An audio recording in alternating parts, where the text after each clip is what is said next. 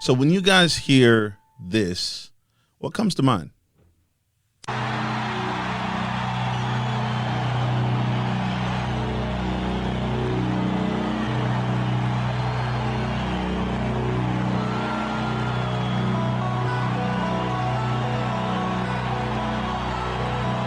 Okay, look, I know what the correct answer is, Dalen, our Minister of Culture. The correct answer is the 1990s Chicago Bulls dynasty empire. But as somebody who lived in Nebraska and around Nebraska fans, their college football team was also dominant in the 90s, and they also walked into that music. I'm guessing you weren't talking about in Nebraska? Yeah. Really? They call it the Tunnel Walk there. I don't think they call it the Tunnel Walk at the United Center for the No. Chicago Bulls, right? No, that is the right answer. Yay! The Chicago Bulls. But I want to contend during our time together that that music is the soundtrack, not only for that Bulls team, but that would also etch Michael Jordan into the minds of people. Michael Jordan, who would become the standard for what it means to be successful in the sport and to dominate a sport. And the same person who, though we spend a lot of time thinking about him, talking about him in culture, extemporizing about his impact on the sport and American sports at large, I think in some ways is a little misunderstood. How so? Jordan is the standard of success in basketball. Jordan has the most recognizable brand in sports. Agreed. I'm not sure he's happy. Not happy. I'm not sure he's happy. What makes you say that? I spent some time thinking about this. I wrote a paper about Jordan when I was an undergrad, exploring his Hall of Fame speech as a transgression of the Hall of Fame speech genre. You mean like he didn't do it the way you're supposed to do it? He didn't do it the way you're supposed to do it. He didn't do it the way anyone else before him did it. And the way he did it, I don't think will ever be done again. As evidence for that, I want to read a little from this paper that I wrote during the time that I was in college, critiquing Jordan's speech as a transgression of the Hall of Fame genre. You wrote a paper on this. I wrote a paper on Jordan's speech because there's some interesting ways in which Jordan's speech is a perfect example of a couple of different rhetorical theories. There's a rhetorical theory about the rhetorical situation, which means a rhetorical situation is the setting that calls any discourse into being. There's another theory about the second persona, which basically means that the actual person and the person you want them to be are usually very different people, the person giving any speech at any particular time. So before you read this, for the third chair, Dalen's official title around here is the Minister of Culture. He comes on, he teaches, you bring up things like this. This is what you do. And what's interesting to me is that apparently you were preparing for this very important and cherished role long before I even met you. Years ago. Years ago. in the land of ramen noodles and late night study sessions, I was hoping to become one day the Minister of Culture at No Dumb Question. Thank you for that. Okay, I want to hear the paper. What do you have?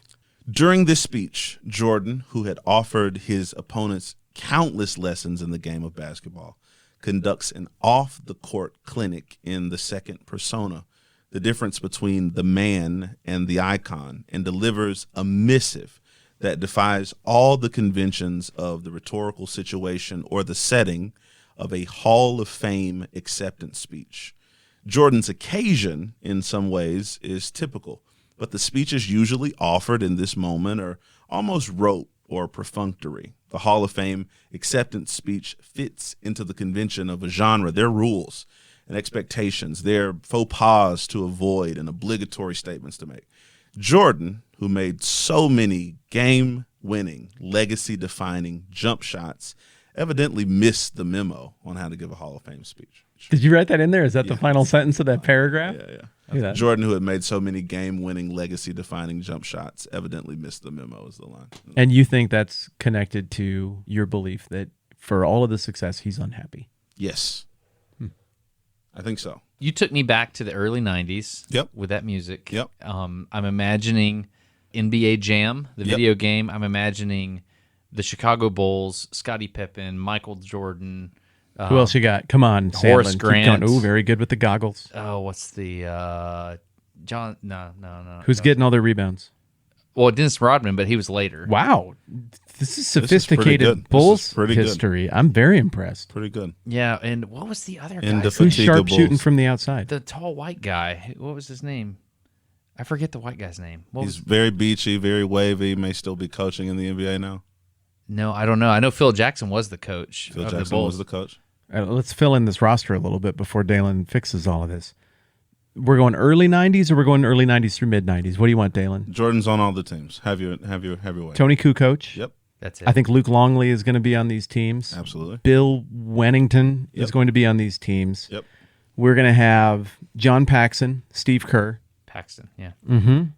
B.J. Armstrong from Absolutely. Iowa. Absolutely. He's going to be in the early years there, Absolutely. but not Roy Marble from Iowa, right? Did Right. Roy Marble play for the Bulls ever? I'm not sure. I feel like this is too much inside basketball. Is it too much inside basketball? I feel like it is. Here's what I'm driving at, though, Destin.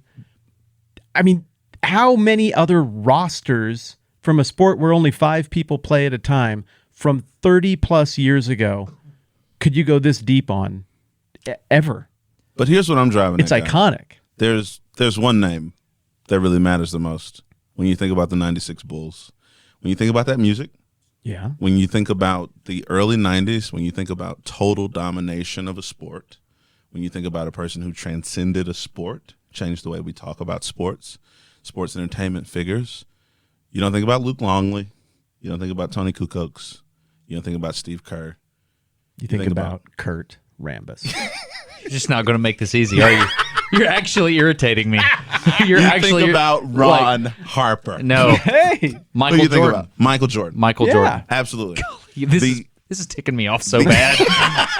like we have a thesis statement. It's Dalen wants to talk about Michael Jordan.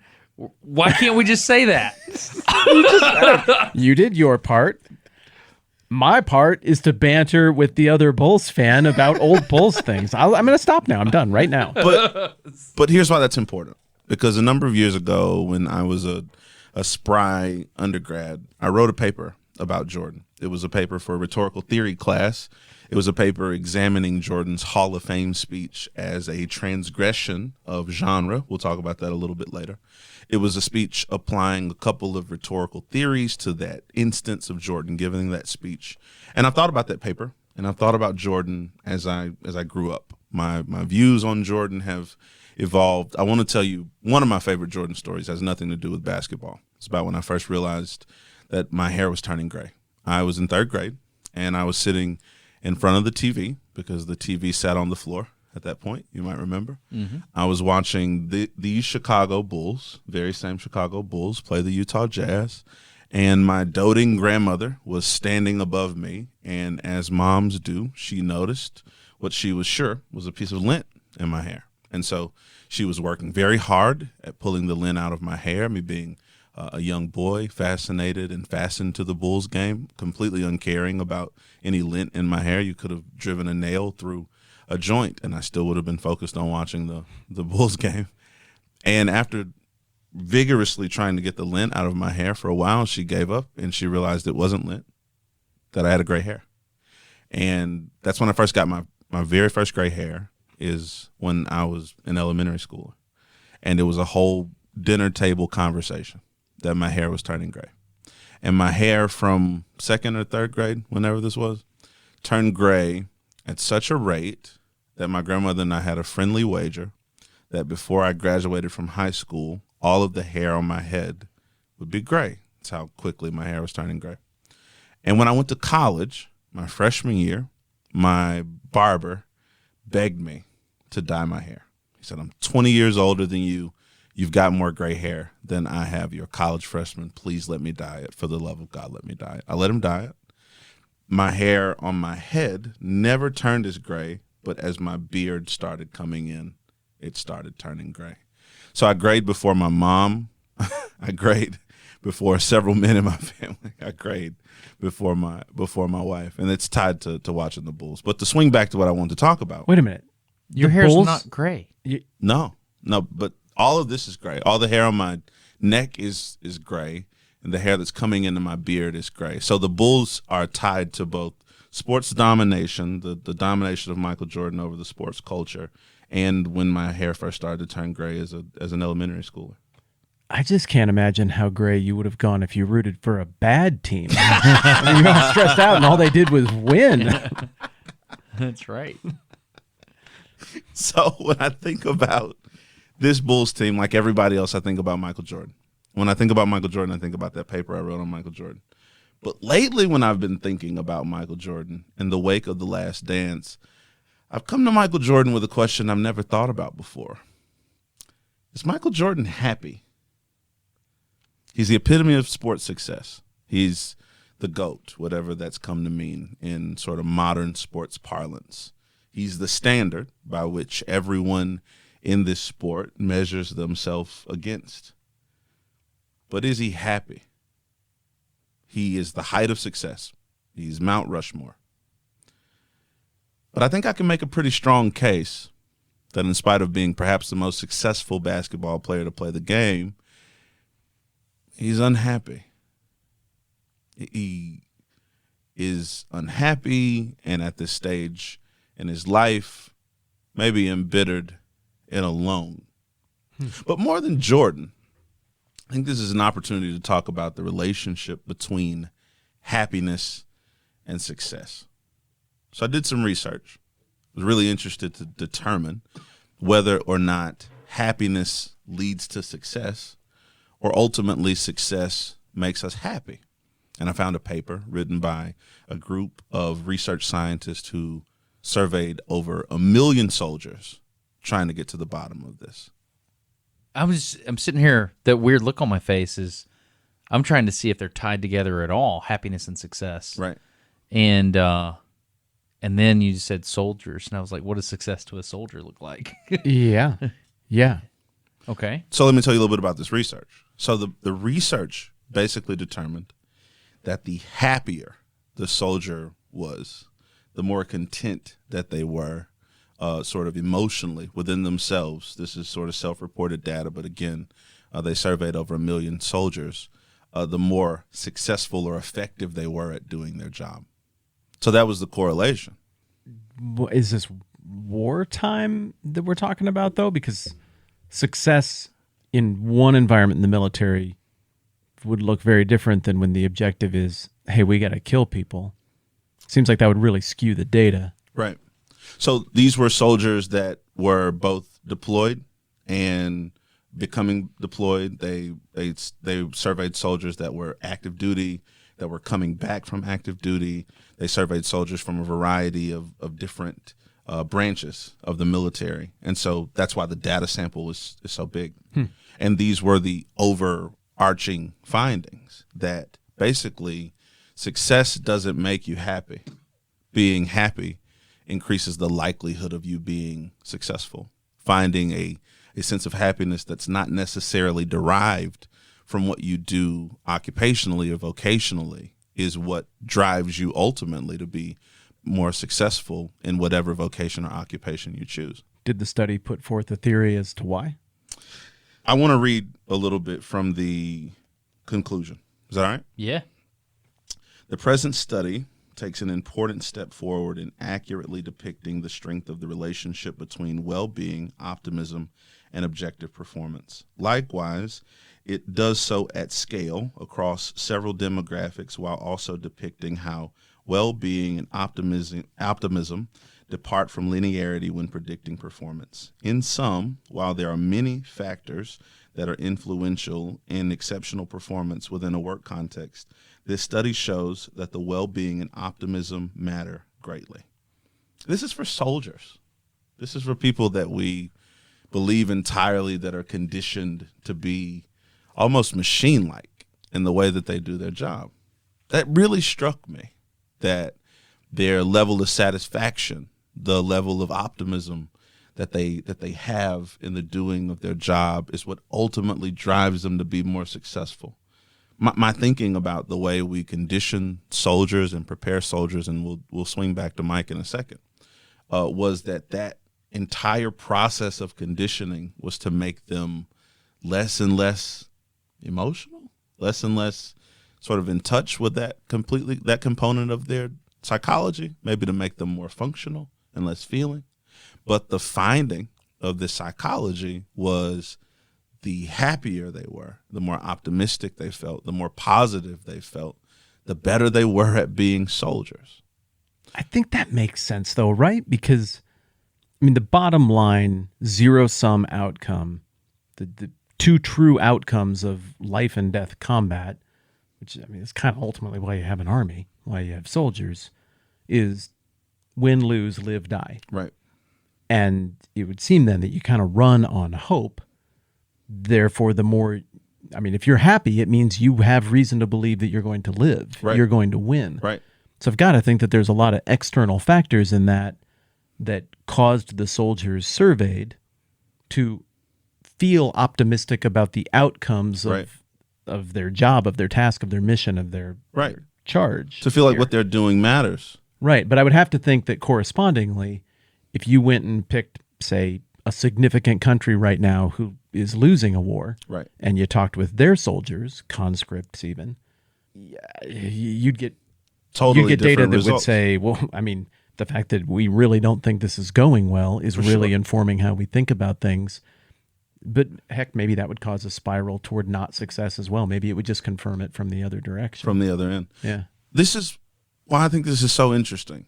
The person who is the highest exemplar of professional success in sports and largely in culture is a person who's had a lot of success that I don't think is particularly happy.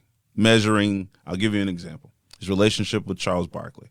It's publicized that him and Charles Barkley were really close friends, and Charles Barkley disagreed with him once publicly about the way he was running the Wizards at the time. They never spoke to each other again. Really? And he took that personally. Yeah.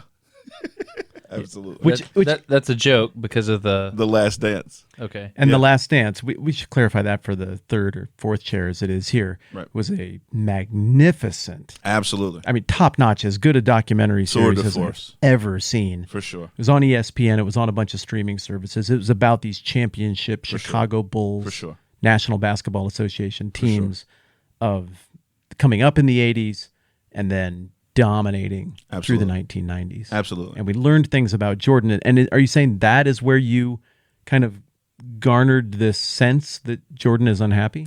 I garnered it from there, but I want to go back to the paper. I wrote a paper primarily about Jordan's Hall of Fame speech. And if you listen to Jordan's Hall of Fame speech, I said in my paper that it was transgressive because everyone else's Hall of Fame speech was about how happy they were to be elected to the Hall of Fame, how much of a privilege it was to be considered among the elite to ever play the game, how happy they were to receive this unique honor and be recognized by their peers and the fans and the public as one of the best to ever do it. Jordan's speech was a missive. During his whole speech, Jordan defined and described all of the people who he played with, all of the people that he played against, all of the coaches who coached him, all of the people who worked in the front office for the Bulls as, this is a phrase he uses over and over again, logs in my competitive fire. Really? Absolutely. So he viewed all these people along his path as people to be consumed In his competitive fire. Absolutely. That's awful. So if you listen to Jordan's Hall of Fame speech, and then you go listen to anybody else's Hall of Fame speech, there are a couple of things you'll notice right away. Jordan doesn't say thank you nearly as much as anyone else. Does he utter those words He at does. some point? He does very sparingly, but he also does some other things that are pretty unique and even border a bit on spiteful. Again, at the moment where a person has historically been the most excited, the most fulfilled, the most happy, a kind of pinnacle moment of their career where they say, Mom and Dad, thank you so much for all the times you took me to basketball practice. Hey, Steve Kerr, thank you so much for knocking down that shot. And Phil, thanks for implementing the triangle and changing my game offensively and insisting that I become a better leader and a more well-rounded player. Jordan says, hey, you, stand up, talking to a guy in the audience. He says to the audience, no one else here knows who this is, but I know who this is. This is the guy who was picked instead of me for the junior high team. This is a bit of basketball lore. We'll be a little bit more inside basketball for 30 seconds. The very first time Jordan tried out for a team, I think in middle school, he didn't make the team. And he cries, goes home, cries into a pillow. He's upset, tells his mom he's upset, tells his dad he's upset. And both of his parents say, look, you just got to get better. You just got to be better next year. Well, the next year he tries out at Laney High, makes the team. The rest is history. But Jordan holds it in his mind that there's a guy walking around as he wins championship after championship that was picked before him as a middle schooler. Does a happy person do that? That's making my eye twitch. like the thought of harboring that.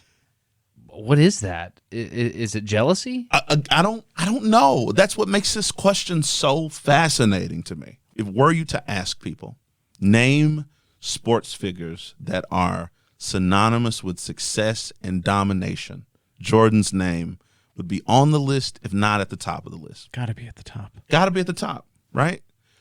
But how often do we sort of stop and go, what kind of psychology is Jordan an exemplar of? Right.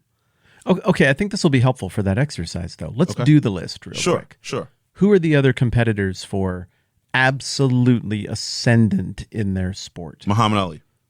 Ali? We'll go in the circle. Oh, goodness. In a sport. Just say it. College football. Say it. Joe Namath? No, say a coach. Oh, Nick Saban. Nick Saban. Yeah. I think he's getting there. Yeah. Okay, I'll go next. Babe Ruth. Yeah. Tom Brady. I'm not good at this game. Neil Armstrong. Yeah. Johannes Kepler? Yeah, I'm sorry. That's a pretty good one. Yeah, I'm not good at this. Here's the point. I knew we were going to run out somewhere, and that the hot, Gretzky, Wayne Gretzky. Wayne Gretzky. There you go. There we are. Greatest golfer ever? Absolutely. Tiger Woods. Probably Tiger. Phil Mickelson. It's Tiger. Yeah. It's Jack. it's not lefty. Jack Nicklaus. Jack You got to Nicklaus. go way back. Yeah. Who else would even be a competitor for Jordan's title if we take away the ignorance of youth and recency bias? I mean, you talk about LeBron? rings.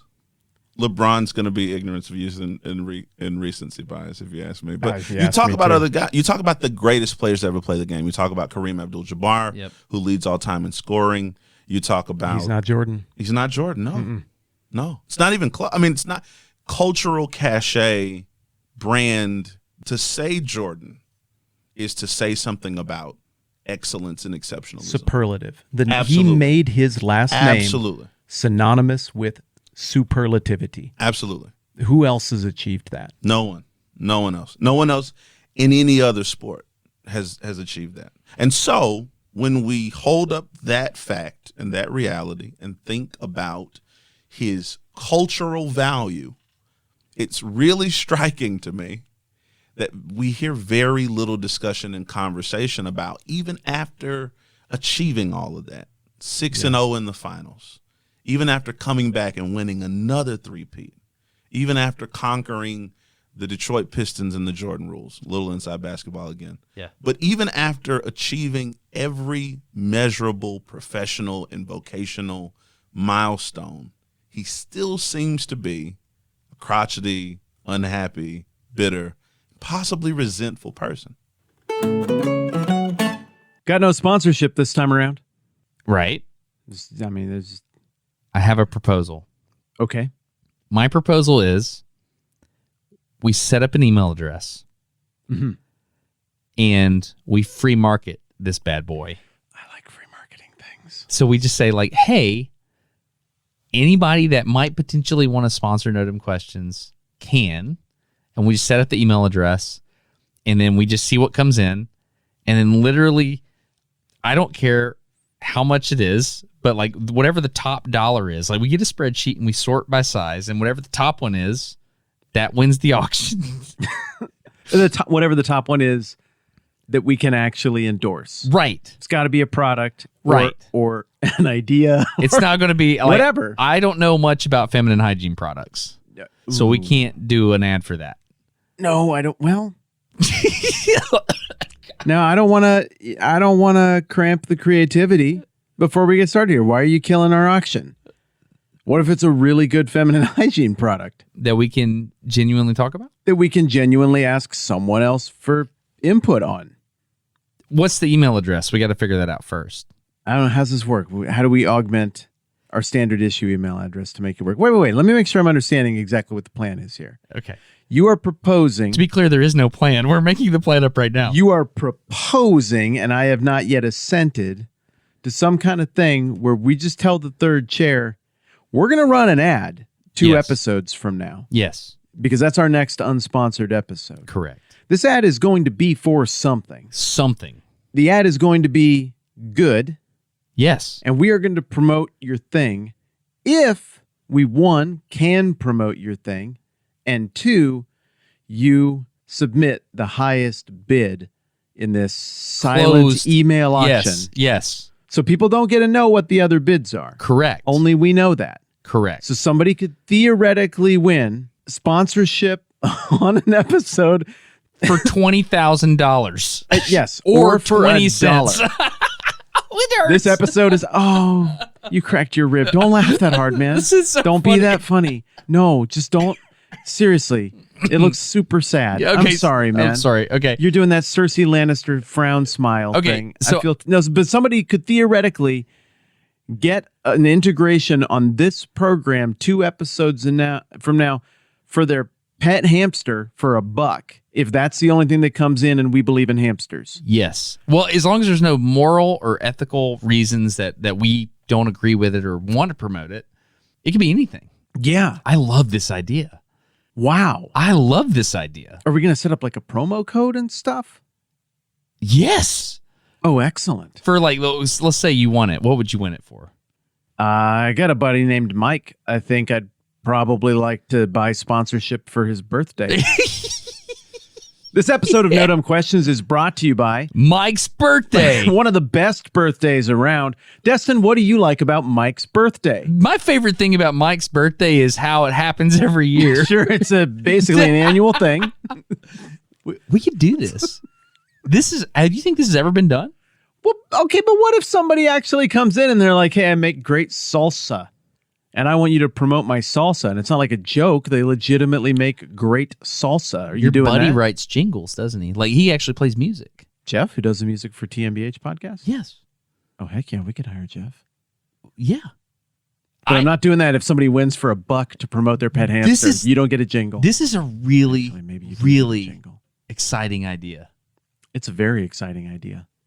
This could be the future of everything. It, it legitimately hurts my rib when you say, Are we disruptors? yeah. That's right. Okay, we're doing it. Stop laughing, dude. This is like when podcast archaeologists go back and look at the history of No Dumb Questions, this will be the major inflection point down What an absolute miserable job Or that's up. going to be. Or up? or up. Oh no. Okay. Only up. So let's just get it straight. So I don't know what the email address is yet. So we'll put it in the description information thing of this podcast. Yes, okay, great. So open up the whatever it is you're listening to this in, whether it be whatever. Yeah, people know how the internet There'll be an works. email address down there. Mhm.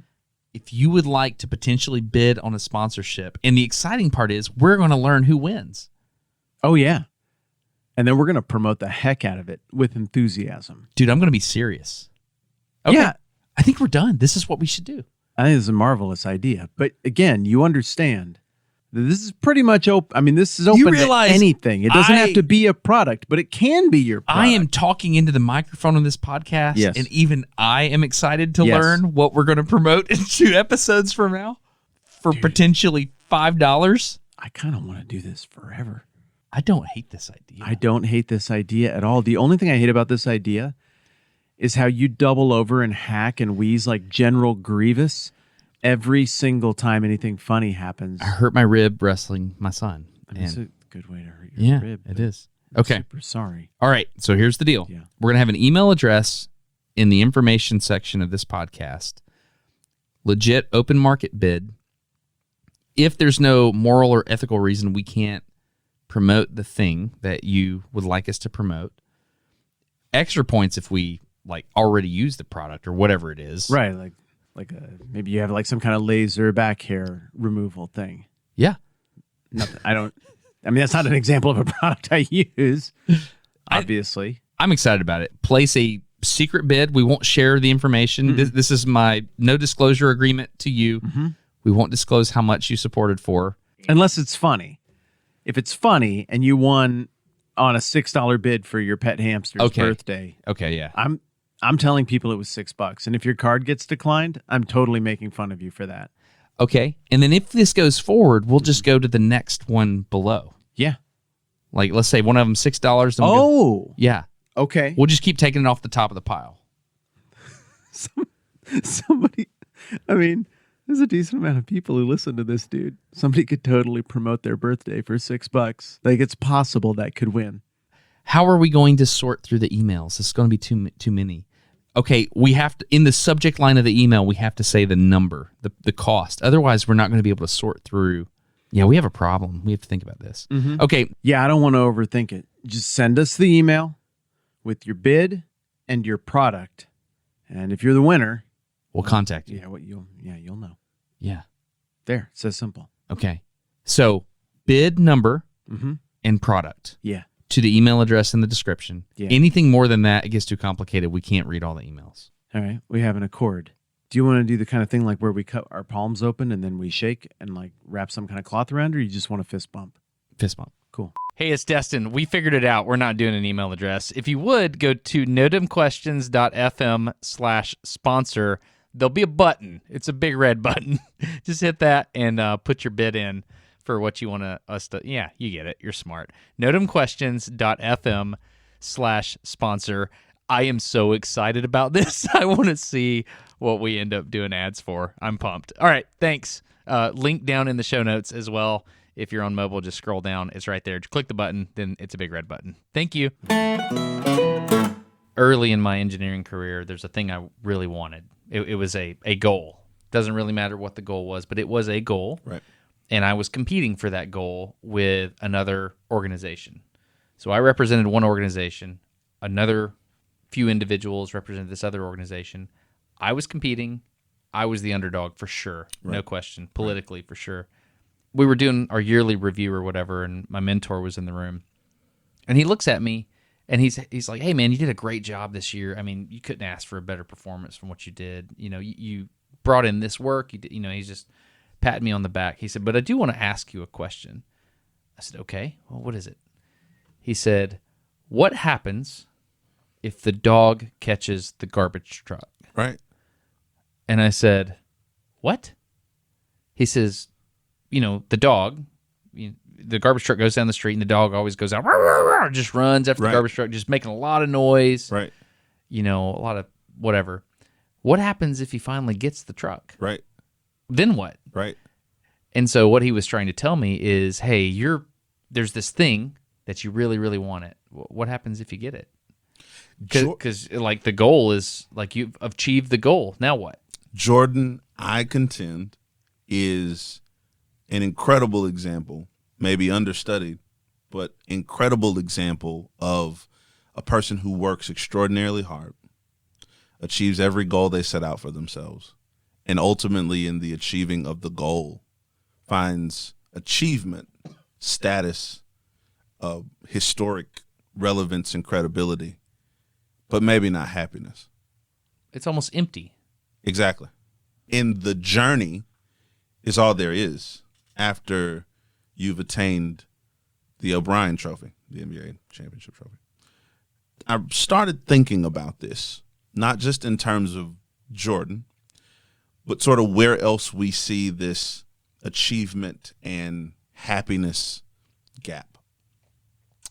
Ernest Hemingway, one of the most profound American writing voices of all time, who is not only that, but that at a young age, he's a really young man. Before he's 40, he's realized as a master of the American literary craft. As he's alive. As he's alive. Okay, I'm not familiar with this. Definitely. His books become movies. They are bestsellers. He's a rock star. He's an international rock star, both in America and in Cuba, where he spends a lot of time, and in Key West, where he spends a lot of time, and in Paris, where he had spent time as a war reporter. He'd spent time during the war. But this is what he had to say near the end of his life in 1961, after achieving all these things. I live in a vacuum that is as lonely as a radio tube when the batteries are dead and there is no current to plug into. This man is at the height of the literary mountain and feels completely alone. And I think there's something of a parallel when you see the ascendant and astronomical success of Jordan. As we talked about earlier, he's superlative. No one is in that company. But what happens to you when your success isolates you? What happens to you when you get the thing that you fantasized about as a little boy, shooting baskets in the backyard, and it comes at the cost of you being absolutely alone at the top of the mountain? I think that's as big of a part of Jordan's story as him hitting the three-pointer over Byron Scott. I think it depends on how you got the success Okay. and what fueled it, right? We could brainstorm a ton of names, like Hemingway. Yep. The obvious one for Gen Xers is Kurt Cobain. Sure. Every generation has got that tragic character or two where it's like, well, kids, that's the lesson. Right. Money can't buy happiness. Right. And that's very trite sounding, but Sure. maybe there's something to that. Money and fame, chasing after love and affection and physicality, drugs, all of that stuff. It's a dead end. Right. Maybe it's just that simple.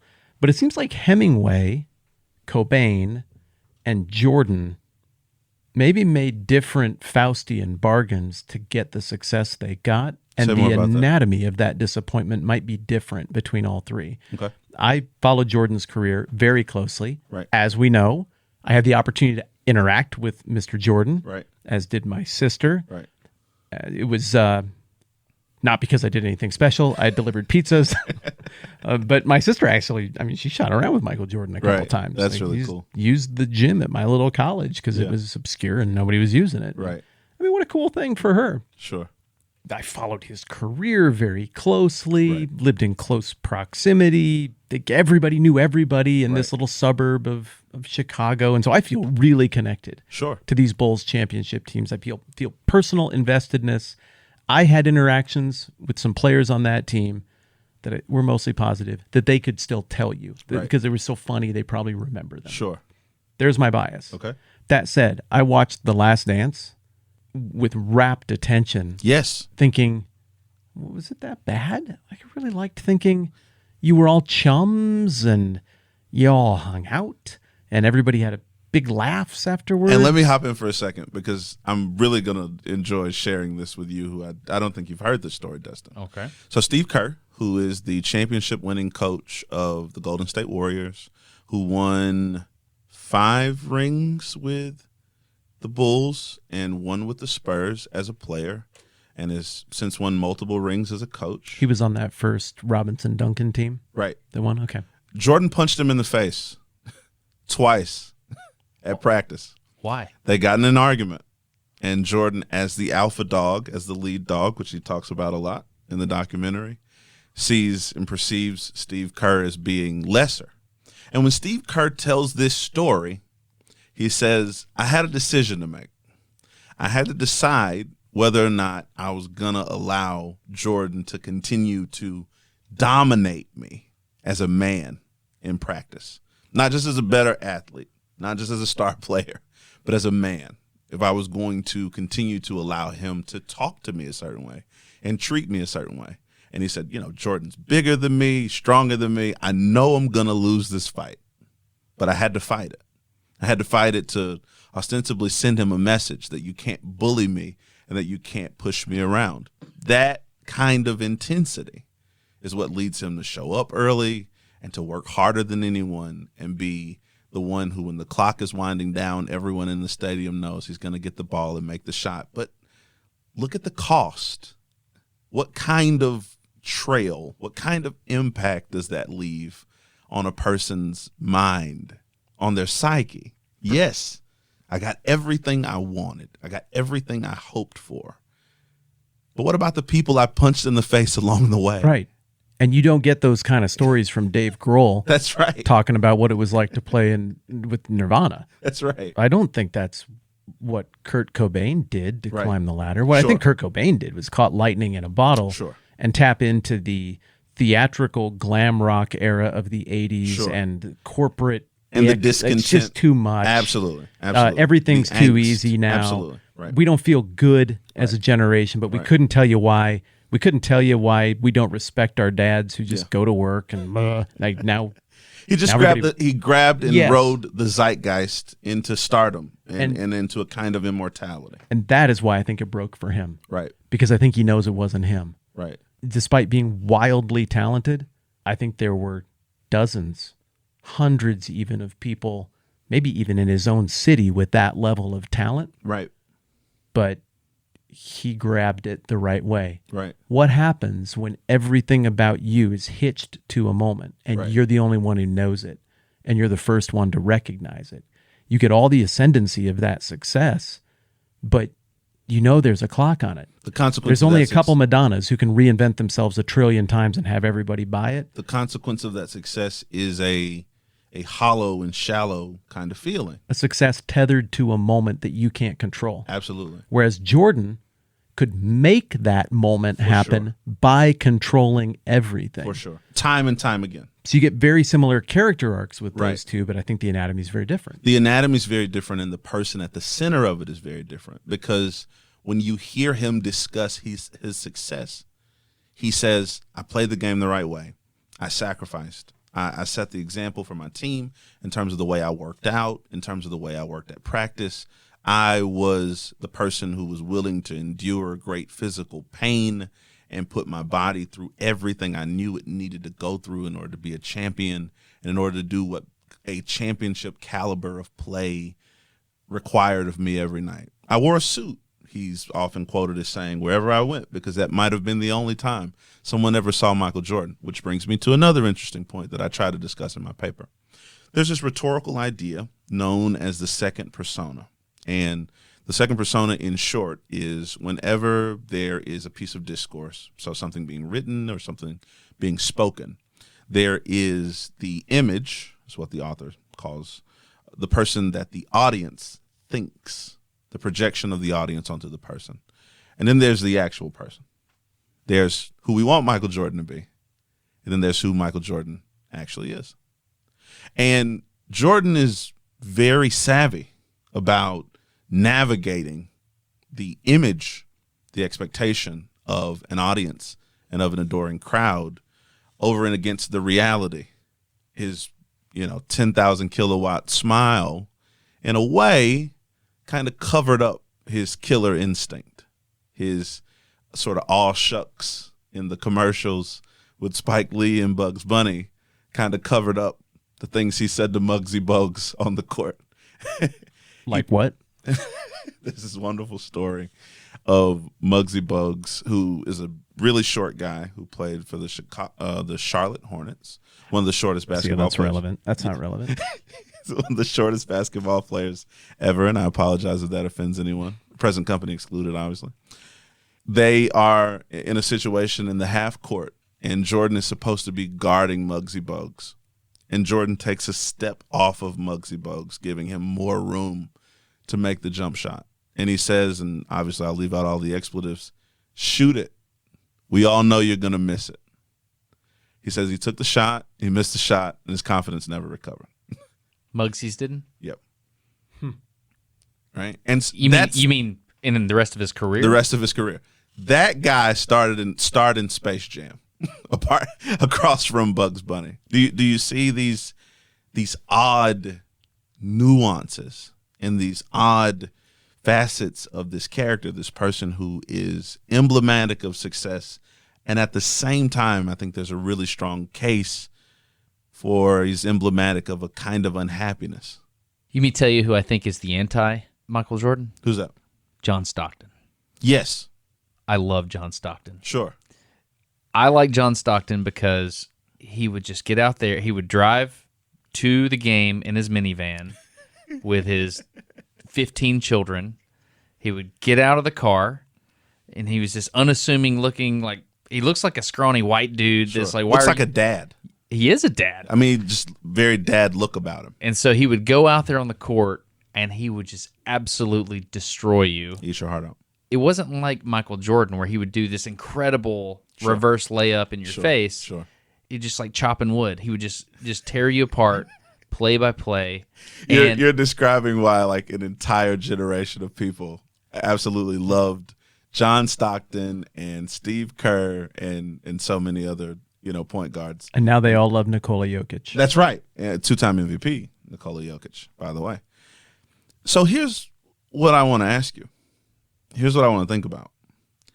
If you take away any amount of that insane competitive drive, if you take away any amount of that absolute ferocity and possession that both contributed to his success on the court and maybe some unhappiness off the court, do you still get Michael Jordan?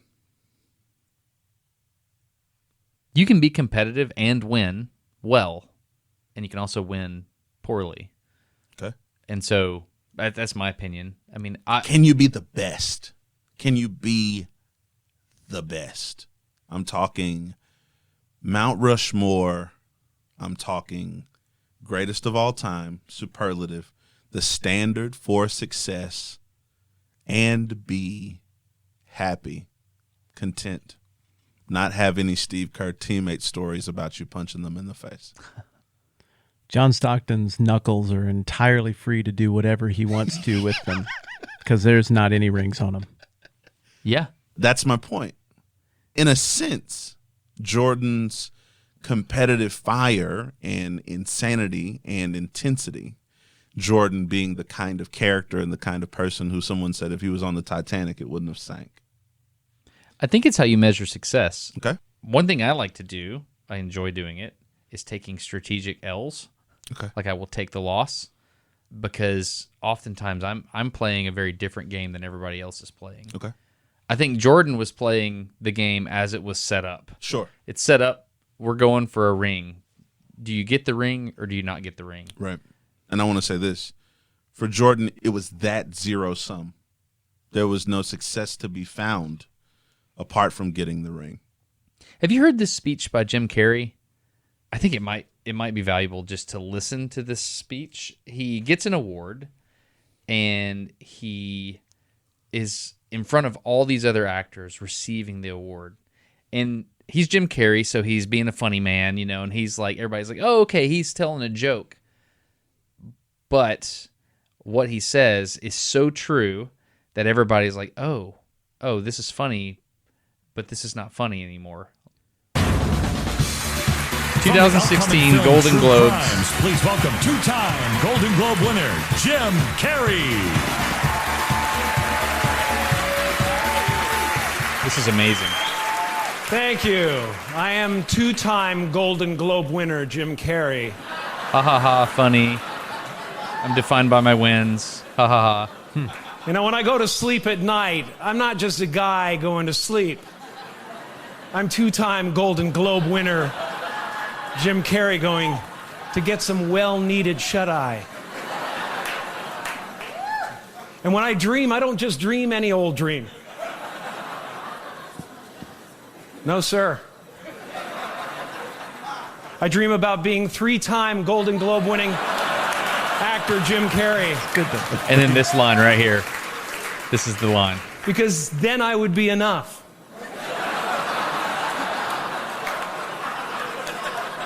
How much is enough? Exactly. I have here at No Dumb Questions HQ a copy of a book I've been reading about a pastor, a scholar, preacher named John Rowan Claypool. And he's had a really big impact on me for a lot of reasons. But one of the things that I found most striking about Claypool is his struggle with that question. I want to read a little bit from this book to kind of give some context to what you were just saying about at what point am I enough. Is that all right? Yeah. Please. Then I would be enough, he says. Claypool had struggled and failed to set limits on the obsession to be successful in his various ministry positions. Claypool admitted to the Northminster congregation, "I still find myself driven by old tapes from within that make it hard for me to say no and too easy to say yes. And once again, I've worked myself into a state of exhaustion." A counselor friend of mine said recently, "You're like a pump beside a busy highway. You say to everybody, 'Here, give me a pump or two, take some of my water.'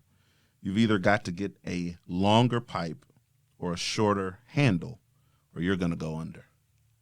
I think this idea of trying to be enough, that feeling of insecurity, can fuel us to greatness and push us into unhappiness. And I think that a more careful and close consideration of our heroes is in order, not just along the lines of what they accomplish, but along the lines of who they become in the accomplishing of it and who they are after they accomplish it. I'll always be a huge Jordan fan. Always. Absolutely always.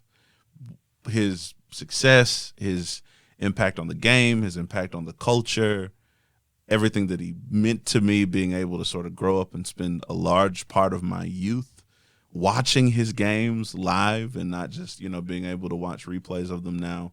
I'll never forget that. And the impact of that will never be gone. But as a dad and as a husband, I think about the cost of that more closely and more carefully now than maybe I ever thought about it before. I don't just think about the jump shot, but I think about the practice, the culture, the kind of relationship he had with his teammates. Even though he's like a standard of success, he's really sort of challenged me to think about the importance of achieving something in a way that's sustainable and that enables you to enjoy it when you get to where you're going. It's always a blast to have our Minister of Culture, Dalen Woodall, on the program here. I just want to let you know that Dalen has a bunch of ways that you can connect with his work and, the things he thinks about. He thinks about all kinds of different stuff, and it's always fun to kind of peek inside Dalen's brain. You can check his stuff out at dalenwoodall.com, DalenWoodall.com, DalenWoodall.com. We just like Dalen, and we know you probably do too, and you would like to see more of his stuff. He's got a lot of stuff he's written and recorded there, and it's all in one place. We'll leave a link down in the show notes. Big thanks to our buddy Dalen for jumping on with us. We love what he does. DalenWoodall.com. All right, let's get back to the conversation. You guys want to guess what my job aspiration was as a freshman in college when I met my wife, Camilla, at that point in my life? What was that? President of the United States of America. President of America. Was it really? Yeah, that was what the plan was. I was just simply going to study history and law and philosophy and read all the classics, and I'll become this master of ethics and knowing what to do, and then I will simply do that, Right. but with power, Right. unbridled power. And so I was kind of trying to make a pitch to Camilla, like, you should like me. We should marry. We should have children together, like that kind of pitch. Right. The pitch worked, but what had to go was the whole president thing. She was not down with that. And I don't have a written prenup, but I have an agreed upon prenup, and it is If you run for political office, I'm not saying I'm going to leave you, but I'm not showing up for any of that. She doesn't want me to do it. Why? She spelled it out to me many times as I've kind of checked back in, like, hey, like, maybe something public, like just mayor or something. But as it pertains to president, she's made it very clear that she thinks that what a person has to do, what I would have to do to get the job, would kill the things that would make me good at the job. That to me is become an increasingly captivating thought. The cost, because knowing the cultural cachet that success has is one thing, but understanding the cost that it takes to reach a certain level of success is entirely another. Understanding the sacrifices, the trade-offs and whether or not those are sacrifices and trade-offs worth making. But when you say that, everybody pictures inspirational posters. It's like black. It's got a picture of like an eagle chick about ready to jump off a cliff for the first time. It says, courage, take the leap, or something like that. Like, you got to be willing to pay the price, get up early in the morning and get to the gym and Right. do. That's the price people are conditioned to picture when you say things like you're just saying right now. Right. But that isn't what they should be picturing. You're talking about a trade-off that is much less tangible, Absolutely. that takes time to play out. You don't understand the monkey's paw Right. deal, the Faustian bargain you've made, until it's too late to unmake the bargain. Right. Well, I think that's what you're saying. That's the second time you've said Faustian bargain. What is that? Faust is a Germanic legend about someone who wanted growth and power that I think dates back to the 16th century and then is formalized in the early 19th century in the most popular edition. It ends up being a legend of an intellectual who wants to hold more things in his mind and have complete control over knowledge and his career and the natural Megalomania. world. Yeah. And a demon shows up. This is where we get the term, the name Mephistopheles. Yep. And Mephistopheles pitches a deal like, okay, we can do that, but more or less I own your soul. And then we see Mephistopheles not really even have to do anything. Right. He does, but Faust absolutely spirals just because he was willing to make the bargain. And then when Mephistopheles actually twists the knife on the terms of the bargain, it gets even uglier. So you get what you want, but you give up a great deal. Absolutely. The simpler version of that is Deal just with the a monkey's paw. Yeah, sure. I mean, it's like the new Wonder Woman movie tried to play on this idea. Like you make a wish on a magic thing, but it's going to cost you something. It's going to cost you an unintended consequence, right? Right. Like getting what you want cost you something that you maybe didn't know that it would cost you. You know, the monkey's paw is this wonderful short little Gothic story that about people who get this talisman and they make a wish for a sum of money and they get the sum of money, but only because it was the insurance on their son who was away fighting. Oh, wow. So it's a classic sort of morality story of unintended consequence. And the aim of what I'm saying here, you know, isn't don't work hard. You know, Oh, that's how I took it. Dang it. the aim of what I'm saying here isn't don't have successful role models. I think the aim of what I'm saying here is I think we have to develop a more thoughtful and more careful and contemplative understanding of what it means to be successful. Well, it sounds like that's the effect that it's had on you. It sounds like Yes. seeing the Jordan rules Yes. and your relationship with Michael Jordan as a childhood hero. It sounds like you're a man describing going on a journey, a reckoning, a grappling with all of that for yourself. Absolutely. And it's so striking to me because it's begun to Jordan as an emblem and an icon, and what he means to me is developed over the years. So he's doing you another service. Absolutely.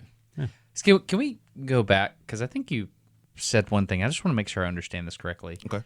Are you saying that at his Hall of Fame acceptance speech, Jordan pointed to a person in the crowd and said, "Stand up"? Right. And who was that person again? That person was the guy who was picked instead of him for the junior varsity team that he didn't. So he was like the 11th best player on an 8th grade team. That's right. That's who was at the, okay. So that means he invited this individual to his Hall of Fame speech Yes. specifically to point him out and say, That's right. "I beat you," or "You beat me, and that's now right. I beat you." That's right. Now What was that person's name? Do we know that? I don't recall. It's on the videos on YouTube. Can we find that? Yeah. I just want to hear that moment because that's mind blowing to me. I can't believe the dude showed. I can't either. I mean, it's wouldn't- Michael Jordan. You don't think he's going to be sharpening an old axe, you know? Huh. Okay, so I found the clip where Jordan, during his Hall of Fame speech, calls out the guy whose name is Leroy Smith, the guy who was picked. So is Leroy Smith the coach who did the picking? or Leroy the kid Smith who is the got- coach who did the picking. Okay, all right, gotcha. I'm pretty sure, but we'll clean that up. if It's not. She took classes, extra classes to graduate from high school with me, to go to University of North Carolina with me, and to graduate, picked up any sport. Baseball, football, ran track, basketball, anything that missed class, I played it. When you think about, so they started the fire in me. That fire started with my parents. And then, as I moved on in my career, people added wood to that fire. Coach Smith, what else can I say about him? He's a legendary in the game of coaching. It's Dean Smith, who's his coach at Winston. Okay. And then there's Leroy Smith. Now, you got to think that's a myth. Leroy Smith was a guy, when I got cut, he made the team on the varsity team. And he's here tonight. He's still the same 6'7" guy. He's not any bigger. His game is about the same. Oh, wow. But he Mike. started the whole process with me because when he made the team and I didn't, I wanted to prove not just to Leroy Smith, not just to myself, but to the coach who actually picked Leroy over me. I wanted to make sure you understood you made a mistake, dude. Everybody's laughing. That's an Awkward moment. move. Does he tell him to stand up? The camera's on him. Keep going. Keep going. Let me see Yeah, that. I want to see that.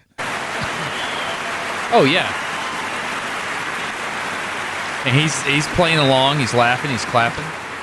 And then there's Buzz Peterson, my roommate. Wow.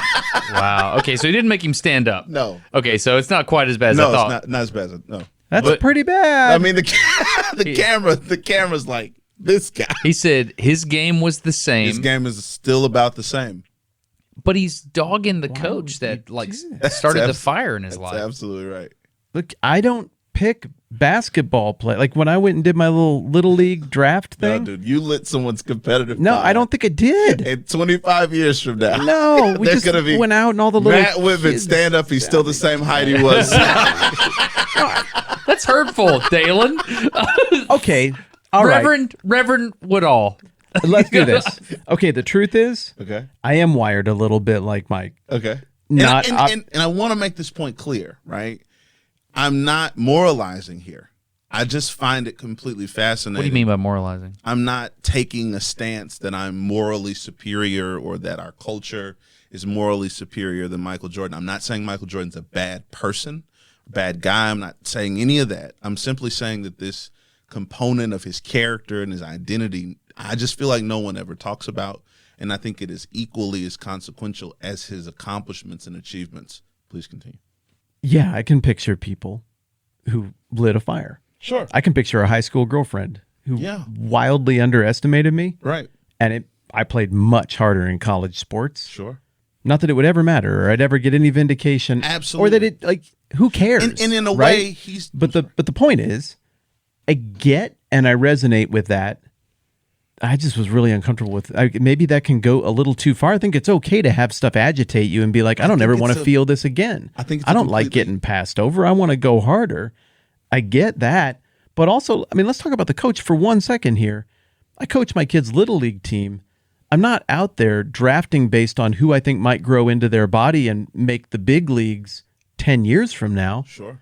I'm just looking at like, hey, what's going to make this a fun season for these kids and help us get a good team on the field? I got a need at this particular position. I'm already full at this other. Like, come on, Mike. Sure. You know how you put together a team. It's not that simple. We're talking. This is from his adolescence, and what you said, I think, is exactly right. I think all of us have people who, in some way, positively or negatively, inspire us or spurn us on. Where Jordan is completely unique, because you can't pay me to believe that there weren't people in Magic Johnson's life who said, you need to stop dribbling the ball. You're too tall for that. You need to go play in the post. Sure.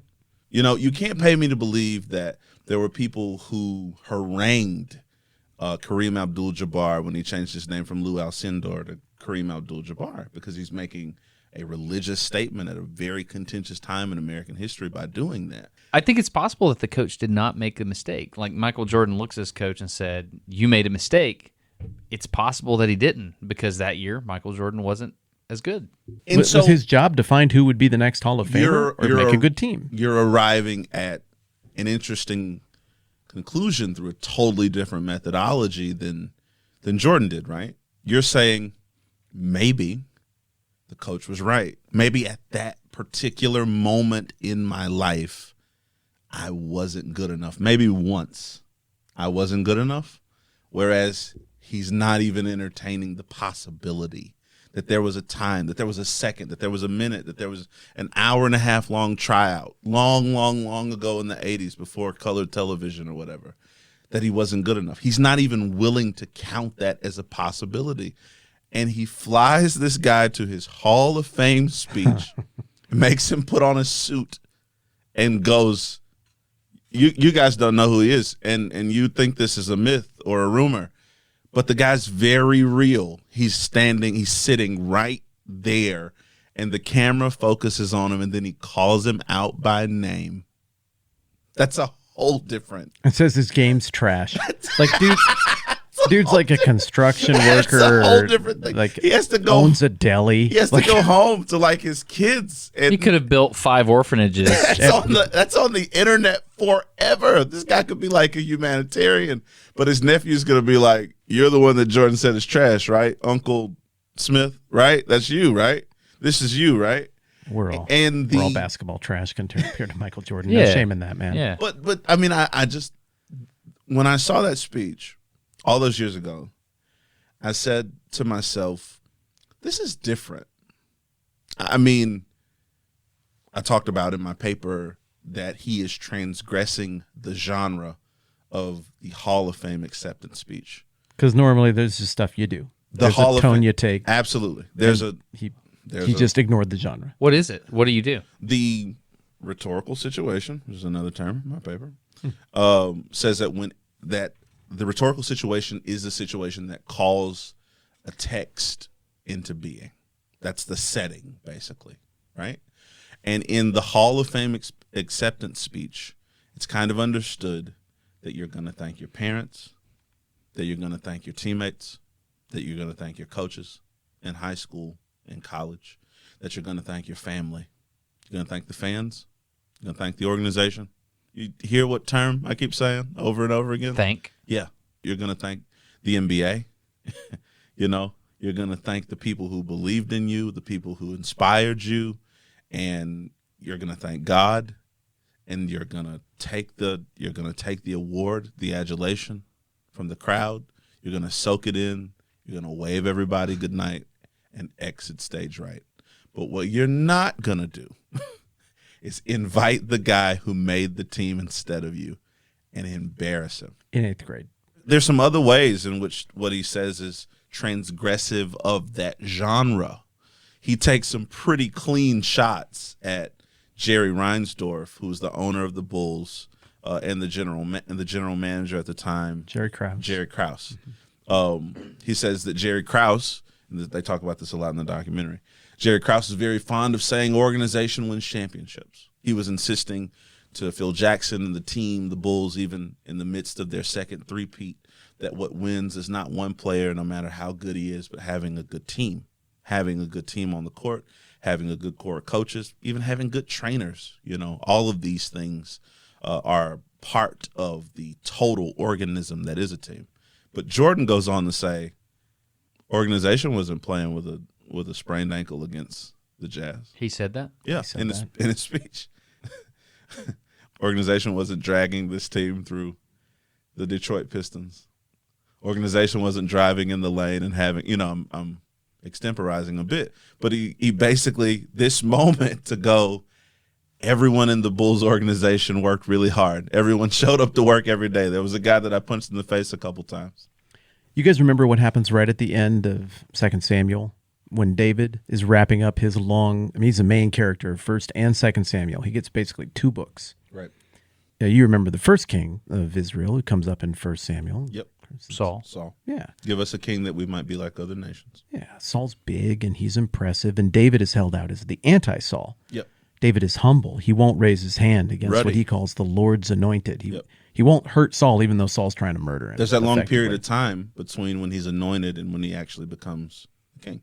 Sure. Right. So you're like, well, when David's king, things are going to be great. But do you remember how his life wraps up after all the ups and downs and victories and everything else? Do you remember his closing chapter and what he says there? I don't. He's talking to his son, right, about how to be a good king. Not Absalom, I hope. No, not Absalom, but Solomon, about how to be a good king. and then he's cold and he goes to sleep with his fathers. Is kind of some of that ending matter there. And in that last speech, I would argue it's kind of transgressive because there's the stuff you're remembering, Right. but there's also, hey kid, don't ever forget so-and-so from such and such place and what he did to our family. Right. And do not trust so-and-so. It's Godfather. And make sure you It's punish Godfather 1 and it 2. is. And so what you want Whoever so offers you the deal is the badly traitor. Yeah. from this Bible hero, this great guy who maybe murdered a Hittite here or there, Yeah. but mostly was a decent chap and wrote great songs and killed the giant. What you want from him is this great ride off into the sunset acceptance Absolutely. speech This soaring, where he's so grateful Absolutely. for you want it to sound like the gracious, Psalms. magnanimous. Yeah. And instead what you get is A hit list. a hit list. Right. Yeah, and I think the reason that whoever wrote 1st and 2nd Samuel leaves that detail in there that puts a black mark on David's name on the way out the door is because he deserved it. It's actually who he was. Sure. And it's to say, I mean, it's a little bit theological here, but David never was the hero. I mean, the point of that book of the Bible is that God was the hero. There's a person in there, right? That even after the giant slaying, even after all of the heights and the depths and the crevices of David's life and of his story, there's still a deeply flawed person in there. Yeah. A person. Apart from the exploits, apart from the accomplishments, apart from the songs and the legends, there's a person in there. Yeah. And that's the essence of what I'm coming to see with more clarity about Michael Jordan, apart from what he did to the Boston Celtics early in his career when Larry Bird says, that's not Michael Jordan, that's God dressed as Michael Jordan. Apart from, him winning the dunk contest and changing the fashion of the league and being willing to get fined so that he can wear this shoe. Apart from 6 championships and being undefeated in the finals, there's a person in there. There's a person in there who flew through the air with his tongue out of his mouth because that's what his dad would do when he was hammering on the roof. There's a person in there who has this really kind of complicated emotional life that never really lands as softly as you might hope. And I just think that's pretty fascinating. All right, so let me ask you a question here, Dalen. We all have goals. All of us do. And some of us are to the point where we know what our goals are, and some of us maybe don't. For Jordan, it was about getting the championship rings, right? And kind of like the Jim Carrey speech, maybe being the best. Yeah, I would say that. I would say it was about winning the championships. It was about attaining the respect of his peers and about being understood as, one of the greatest to play the game. And ultimately the greatest to play the game, I think. And that was the driving force. Yes. My question for you specifically is, what is the championship ring for you?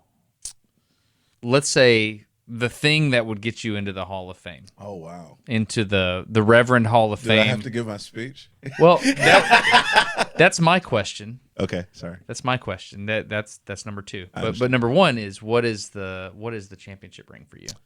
Lifting the historic African American church as a faithful model of the faith, drawing people back to our church, back to our community, and doing so in a way that is redemptive and constructive, and hopefully leaving a legacy as someone who is consistently Christian and thoughtful, and being so and doing so.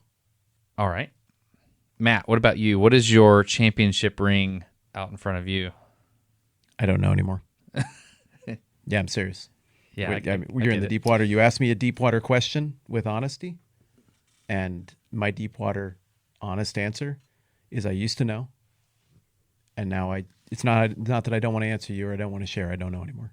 So that's, interestingly enough, pretty allegorical, because Jordan wins 3 championship rings in a row.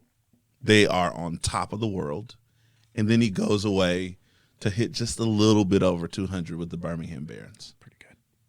Because he didn't know anymore. The dog caught the garbage truck. Yeah, exactly. Can I round that out, though? Because I'm not there either. Sure. I'm not in a place where I'm dissatisfied Right. and I just want to chase something or I need to slay some new dragon and I'm out Sure. of dragons to slay. No, I got plenty of dragons to slay. I haven't Sure. slayed very many at all. Sure. I just mean it's where I'm at in life. No, and I think I guess what I'm trying to say is that's a normal and natural place to come to in life, right? I mean, that place where there's some things I've done, there's some things I've accomplished, but in terms of like what's next and what that defining item is going to be is still coming into view, right? Yeah, the thing that I'm experiencing is the ring might have changed through the first years of my life up until fairly recently, from one thing I wanted to win to another thing I wanted to win to another thing I wanted to win. And now it doesn't feel like the ring is something I want to win, but I'm not used to being motivated by something other than try to win a thing. Interesting. So I don't know. I just feel tremendous peace right now about where I'm at with Camilla and my kids, and I've got great friends and stuff. And Right. it's very hard for me to accept that I might have meaning and value and be accepted without winning at stuff. Without being defined by an accomplishment of Yeah. some sort. So I don't know. Ask me again in a year. I'm working on that right now.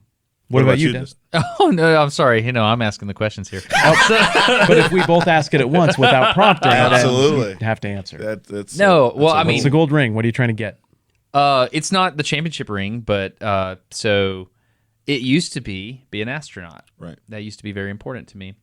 And it's just something I wanted, and I didn't want it for. I think I can honestly say I didn't want it for selfish ambition reasons. I wanted it because it was a goal that was very, very, very hard. So I got to this moment where I got to go for the interview kind of thing, and I was not selected. And I remember thinking, that was it. It's never going to happen. I remember thinking that, and I knew that even before I got there because there was this thing that I was trying out for at work called the U.S. Navy Test Pilot School.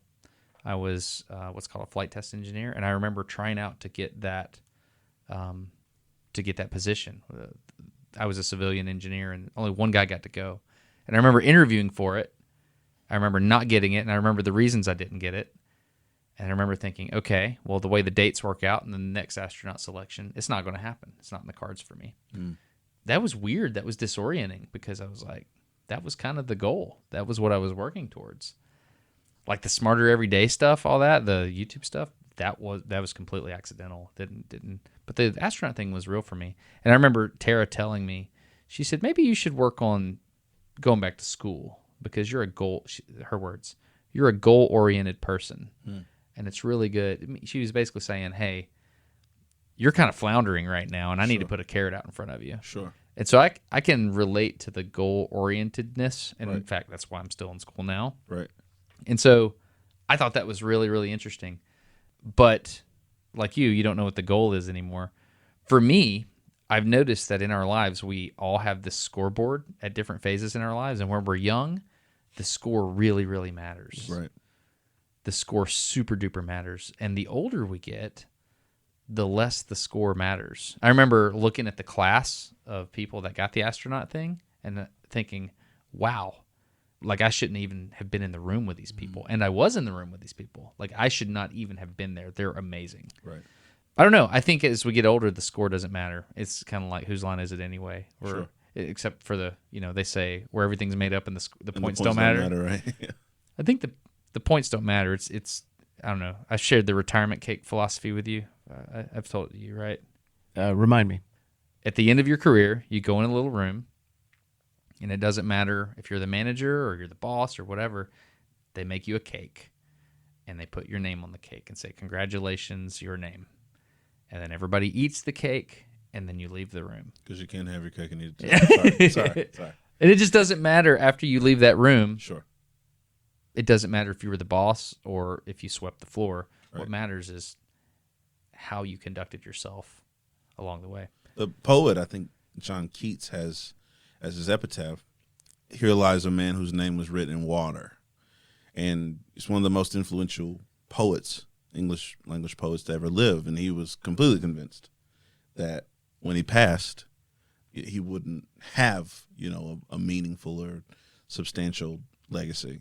He did, But it's really interesting to kind of think about his life's work in the context of that statement. Like, he wasn't necessarily trying to light up the scoreboard, so to speak. Someone I asked recently, I was like, "So what's your goal? What are you going for?" And they said, "To preach the gospel, die, and be forgotten." I was like, Wow. they said it was a quote from somebody else. I thought that's solid. Yeah, that's a quote from a particular seminary that I can't think of in particular, but they tell their graduates that. Here's my next question. Okay, Dalen, here we are at the African American Church Hall of Fame induction ceremony. All right. Matt, what's the name of the award we're going to give Dalen here? The African American Churchy Award. Yes, It's a Churchy. It's You a won Churchy. Yeah. Honored. Honored in this. So what's your speech? Like, it's awkward when somebody gives you accolades, and there's this awkwardness there. Like, what do you say? If we're gonna dress up and we're gonna sit in a room, we're gonna look at you and we're gonna tell you nice things. I think all three of us are built such that would make us very uncomfortable. That make you uncomfortable? If you guys were gonna try it on me. So what's the speech look like? I would tell the crowd that I'm honored and humbled to receive the Churchy Award. I think the name of it is wonderful. Thank you for saying that. But I'd also say that I stand on the shoulders of people that are gone and people that aren't here. And I'm grateful to them for all the contributions that they made and the sacrifices that they made in service to the church that I'm trying to serve. And in a sense, I'm accepting their award on the behalf of people who planted trees that they'd never sit in the shade of. And, thank you.